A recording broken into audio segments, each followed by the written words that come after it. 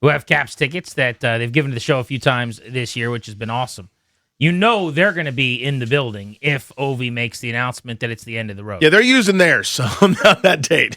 They're going to be on site. Yeah, they're super generous with the staff and with us, but they'll probably be using those that day. And they're correctly Ovi fans and Caps fans, and they'll want to say their goodbyes. Before we get to our draft countdown, 16 days away, we're wrapping up our Ovi conversation. Do you think he retires? We're getting your predictions, trying to read the tea leaves here. I think this would be the perfect way for this all to go in the final week. And I've got to give credit on Twitter. I'm at Grant H. Paulson on Twitter and Instagram. Bill said this, but this is how I have felt for a while. Bill says he announces Sunday morning this will be his last Caps game ahead of the home finale.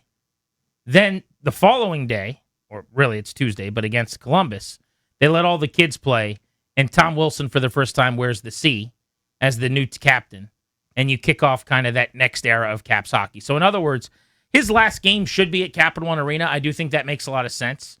And if you're not playing for the playoffs, which doesn't look like they will be, you could actually do that. Where Ovi says, my last game will be at Capital One Arena today or tomorrow if he announces it on Saturday. He plays that game against the Penguins, and then he sits in the Columbus game. Now, it would be a total bummer for all the Caps fans that bought tickets in Columbus, but at least you'll be able to see him, and they'll honor him at the arena, and you'll get to give him an ovation or what have you. But I do think that would be the perfect way for this to end. Then you get to have, even if it's only once, even if it's not as elongated as I would have preferred, one epic day at Capital One Arena where it's Ovi Day, and you paint the whole building red with 8s everywhere, and you get to send him off into the sunset. So I'm hoping we're calling that the Gretzky, because I didn't know the history of this until this week or last week when I'd forgotten about it. Neil Greenberg brought it up. It was before my time. I was just a little guy. But that's how Wayne Gretzky did it. Was he just said, hey, this is it for me. Come to the arena tonight. And Ovi could follow suit, as he has followed Gretzky his entire career. That'd be fitting. Certainly would. I mean, again, it's so hard to read this, but I go back to, again, I talked about why I still feel the way I feel, even though there haven't been good data points to support these conclusions. It's twofold. One, and it's really based on the same set of interviews with Ovechkin's wife, where she spoke about, and we've heard Joe B. and so many others who covered it and were close to it, talk about the toll that goal chase took on him, understandably. I mean, you saw it with Roger Maris back in 1961. You saw it with Mark McGuire in 98. These guys chasing these hallowed records. You get close, and everybody's in your face every second of every day, wondering what you had for breakfast. You going to get home tonight, pal? What are you going to do? These moments are so hard, and everything was a celebration. Everything was a milestone. We got first guy to get 890 since Gretzky. First guy to get 894. 895, we tied it. Let's stop the game for 20 minutes. 896, we did it. It's so much. It took a lot out of him and the team. So she mentioned that. And in that same interview, she said, yeah, this is his last season. I want him to enjoy his last season. Then, yes, we're going to go back home and live in Russia. And so that's how I've always felt that that's the end game of all this. But again, there are no data points other than that to support my conclusion. What we have right now, with a week to go, is that people genuinely do not know what his plan is.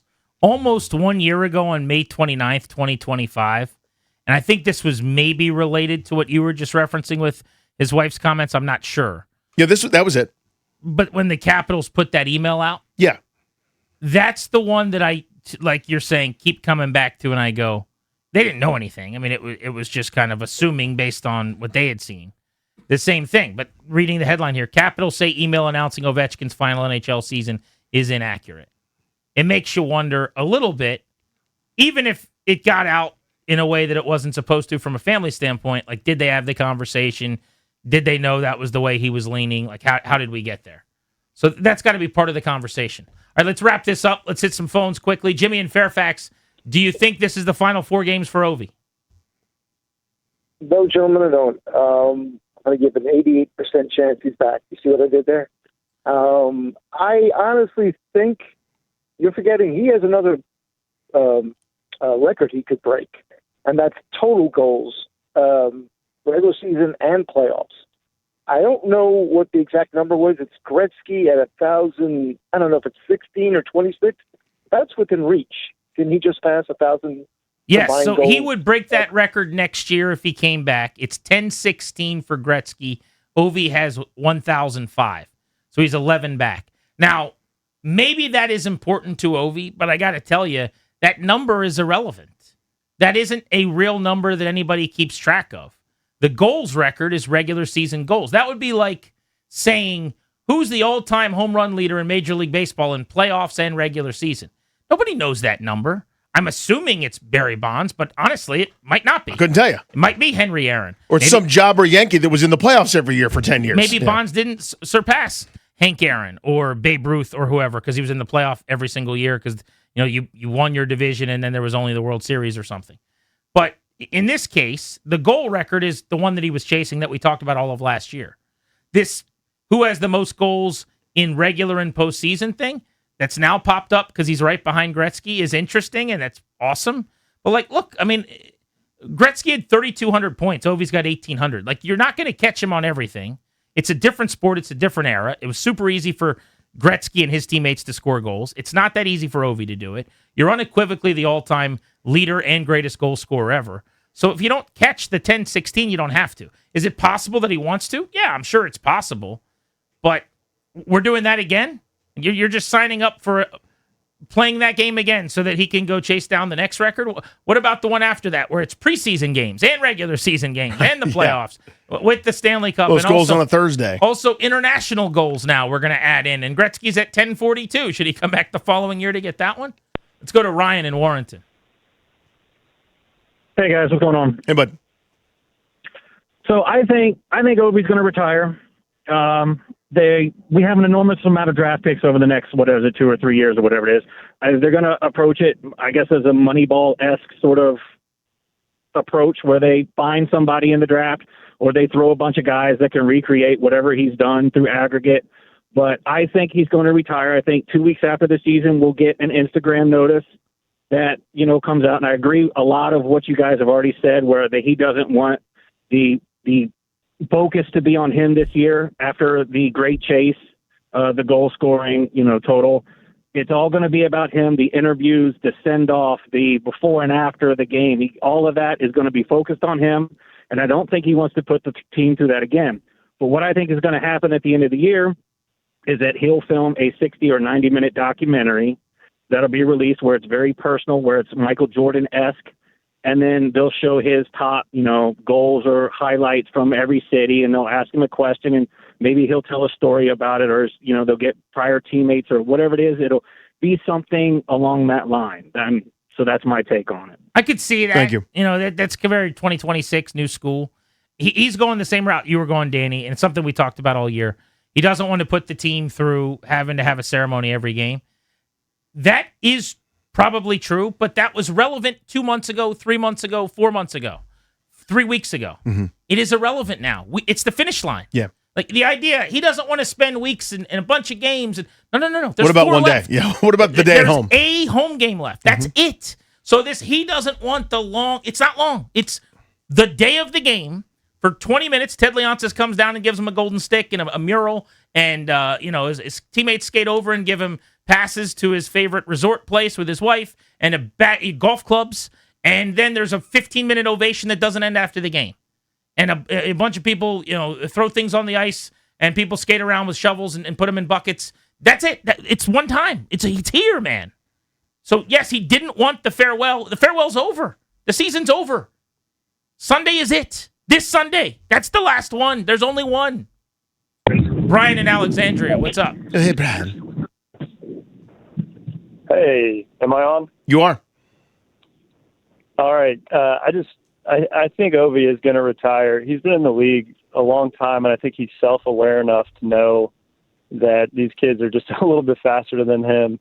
I mean, he's taken one face-off in the defensive zone this year. Did he take one? When was that? I missed it. Did he actually take one? The last couple games? Because it had been zero until the last couple games. Last week, I think, he was, last week, he was about to be the first player ever to not play a whole season without one. But I did not know he took one. That's amazing. Yeah. That's another point, by the way, Brian. A caller had brought up. Thanks for the call, Brian. Buddy. Caller have been talking about him having the most goals and stuff. He is in the best situation. Now, he is also simultaneously their best goal scorer, which I think is his point. There's no doubt about that. But when you only take the offensive zone draws, meaning the other guys all have to take the defensive zone draws, and you're the guy on the first power play for the full 2 minutes 95% of the time, and you don't come off the ice, you're also in a position to score the most goals. It's like saying, Grant eats more cheeseburgers than Danny. Yeah, if I slept in a McDonald's every night, I'd probably eat a few more burgers. You know what I'm saying? Yeah. Like, yeah, he should score the most goals the way he's used. Also, he's the best at scoring goals. Yeah, it's also incredible. Again, despite never having a defensive zone faceoff, I guess one this year, still a minus player. Like he's in the camp as other guys that lived in the defensive end for those defensive zone faceoffs where you're at an offensive disadvantage. Despite all that, still a negative player with a lot of guys, closing in on being plus 20, like Protas and Chekrin and a bunch of dudes. So it kind of tells you, and it's okay, by the way, still greatest ever to do it here, the greatest goal scorer ever to live. Nothing changes about his career. But I think the first point that he made, the last caller, he's self-aware enough to know. You have to be at this point, right? Where it's like, hey, have you noticed I'm never on the ice near Logan Thompson? I don't know what color his eyes are. I never see him. I'm never that close to him. I'm always at the other end. You've got to be self-aware enough to know that you're not you anymore. And there's nothing wrong with that, by the way. Father Time's undefeated. You skate off into the sunset is the greatest. But you might also know, because I do believe this, if he came back next year, I would put 25 goals in Sharpie. I would put 30 goals in pen. And I would put 35 goals in pencil. Like, I think him only scoring this year what he has, which is 31, is actually a little bit fluky. A little bit of bad luck on some power play shots where he's been less effective than he's been in a long, long time. 8 power play goals, 15, 11, 13 the last 3 years. I actually would bet on him scoring more goals next year than this year. Like, I don't think there's this physical decline that wouldn't allow him to do that the way he's used. I think whatever he is this year is about what he'd be next year in terms of the skating. Like, there's not a whole lot less in terms of the speed and some of those things to me. So the point is, though, like a caller said, he's got 30 goals and 60 points. He's still a really good player. He can do those two things. There's so many other elements to hockey where they need more, and they need to get younger and faster. Luke in D.C., what's up? Hey, boys, I don't know who to give this credit to, but I saw this video the other night. I thought he was coming back. Until I saw this video, he was wearing a sweatshirt that said something like, I am not Michael Jordan. And he's played dozens of games at MSG. And for him to sit there and kind of daze and soak it in, and it reminded me like he was trying to get one last look at it. So that changed my mind. I don't know if anybody else saw it or if you have a take on that. I didn't catch that. So it was a kind of a, hey, this is the last time I'm going to be in the hallowed halls, like the last time I'm going to be in this building, so let me drink it in kind of a moment that was caught on camera? That's how I felt. Because, they always do the bands make or dance videos, right before they head out. But this is what it was him in street clothes, and it looked like he was leaning up against the board or leaning up against the glass, soaking it in. So that one video really changed my mind. Interesting. You get a lot of people that feel this way, too. Larry on Twitter just said, it's going to be a very sad day when Ovi retires, which, here, I'll verbal retweet on that one. But he goes, personally, I hope he re-signs for 2 more years and scores 1,000 goals. I do think there are people who would rather just keep watching Ovi score and get him to 1,000 and not end what has been the greatest individual offensive run maybe in the history of sports, certainly in DC sports. They would rather that than the Caps push this thing forward organizationally. And it's not a guarantee that you get to do that. I wonder if it was a guarantee. Like, if I could say, this is not fair, but if I said, Ovi's on the team next year and you make the playoffs, but you're probably out in round 1 or round 2. Or Ovi's not on the team and you're in the Eastern Conference Finals. We'll see what happens when you get there, but you're there for the first time since the 18 Cup run. Which are you choosing? Yeah, Conference Finals for me. Well, me too. Right. But I honestly think there's a huge part of the fan base that wouldn't. Maybe, I don't know about the majority, but I think a lot of fans would choose Ovi, playoff series or 2, and another 35, 40-goal season over the possibility of a Stanley Cup. Like, don't know what's behind the door when you get to the conference finals, but you will get further with a different group. Because it's 20 years, man. This is a really emotional thing. Like, I have been watching Alex Ovechkin 3 times a week, keeping me company for 2+ hours at home and at Capital One Arena for more years of my life than I have. Yeah, like 60% of your life you've been doing it. That is really crazy to think about. For 20 years I've watched Ovi do this. There's only 16 years or whatever where I wasn't watching him do that. That's a hard thing to just walk away from and say, sight unseen. It's up to me. I got to touch the button for him to move on. A lot of people can't touch the button. I get that. I mean, that's how I felt about Cal Ripken. You know what I mean? It was the same deal for me. Where it was like at the time, I've spent literally my entire life with this person's career since I was sentient. I remember as a little kid going to an Orioles game and saying, "Who's that?" And then I followed him ever since. And that was pretty much my entire 4 through 21, age 21, into college. And it was like this. Now, it's been many years since then, of course, but it was so hard to just say, okay, that's it. I don't get any more. And, even knowing that the end was coming, you're trying to go to the 4th to last game at Camden Yards, the 10th to last game, and whoever you could beg, borrow, or steal from to get a ticket, I totally understand that. It's harder to say goodbye. Tim's in Ashburn. You get the last word on this. Do you think we're seeing the final games of Ovechkin this week? I think so. I think he's going to call it quits, at least on the NHL side, because he has always mentioned in news stories, and like you had mentioned with his wife making a mention about Russia, I think he's going to call it quits in the NHL. He'll make an Instagram post after the final game, and then I think he will sign a 1-year contract in the KHL to play in Russia with some ownership capabilities to whoever he signs with in the KHL. Yeah, that's totally cool. Good for him. I hope he has a blast and that goes well and he stays healthy and enjoys it. I mean, to me, whether he's playing in the KHL or he lives here in Reston and he hangs out, none of that matters. I mean, as long as the NHL is what I care about. Is he playing for the Caps? Is there a possibility he plays for another team? Could you even live with that? Anybody in the Metro would be heartbreaking and gut-wrenching. If he played for a Western Conference team for a season, I wouldn't enjoy that or want that. That would be painful. But it also wouldn't be the end of the world to me. I would probably sign up for 5 years in a row of not making the playoffs and just signing Ovi to a 5-year deal before I would allow him to play for the Penguins, Rangers, Islanders, Hurricanes, one of the teams in the division. That's well put. If you gave me a list of teams, there are probably 20 where I'd go, that's not my trade list. Yeah, that's not my favorite, but whatever, I can deal with it. There are a handful of teams, whatever I have to do. I'll sign him to all the salary cap space and be bad for as many seasons as it takes. I'll be a last place team for 5 straight years before I let him play for, here's the list, ready? Penguins. Ding. Flyers. Ding. Islanders. Ding. Blue Jackets. I find them unoffensive. They're a pain in the ass. When they're good, that's fine. That's a rivalry. Generally unoffensive. They haven't been to a conference final. Devils, no. Rangers. That's a hard no. Panthers. Correct. Maple Leafs. You mean Hurricanes. Oh, Florida Panthers. Damn it. I was crap. All right. Yep. Them too. I already said Hurricanes. Yep, but I'll you say did. them again. Yep. Maple Leafs. Did you say Hurricanes? Yes. Red Wings. That wouldn't bother me. Red Wings wouldn't bother me. By the way, I'm dinging everyone in the conference right now. Tampa Bay. Senators. Wouldn't bother me.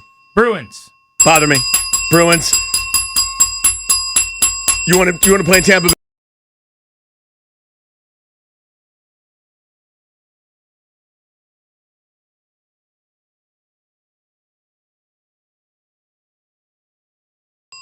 Lightning. That would. Oh, nope. Can't do that. Now, Western Conference. Enjoy the space. Go have fun. We'll see you twice a year. I couldn't do Vegas. I could. You could do that? Oh, yeah. Vegas would bother me. Go have fun. Ovi could do Vegas. He certainly could. Ovi might enjoy himself out in Vegas. Grant and Danny on the